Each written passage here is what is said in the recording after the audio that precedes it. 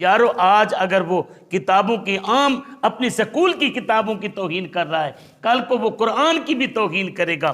میں نے تو یہ دیکھا ہے کہ میں جامعہ فریدیہ میں جس وقت پڑھاتا تھا، اس وقت مجھے کسی نے واقعہ سنایا کہ جامعہ فریدیہ میں ایک بزرگ سید دیدار علی شاہ صاحب رحمۃ اللہ تعالیٰ علیہ تشریف لائے، آپ کے لیے بستر بچھایا گیا، بستر بچھایا گیا، آپ سونے کے لیے جب لیٹے نہ اٹھ کر بیٹھ گئے، ذرا غور سے سننے والے اٹھ کر بیٹھ گئے، یار یہاں نیچے کوئی چیز چبھتی ہے مجھے، انہوں نے ہاتھ مارا، حضور کچھ بھی نہیں ہے، کچھ بھی نہیں، پھر لیٹے، کہنے لگے نہیں یار یہاں کوئی چیز ہے جو مجھے سونے نہیں دے رہی۔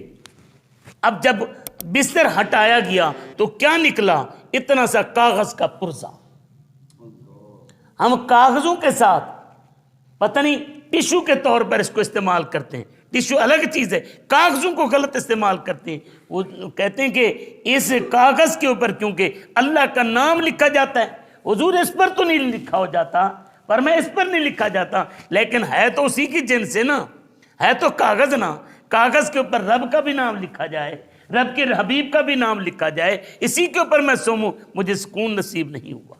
یار بستر کے نیچے کاغذ، یہ ہمارے بزرگوں کے ادب کا عالم تھا۔ ہم کس طرف جا رہے ہیں ہمیں کوئی پتہ نہیں ہے، ہمیں کوئی پتہ نہیں ہے۔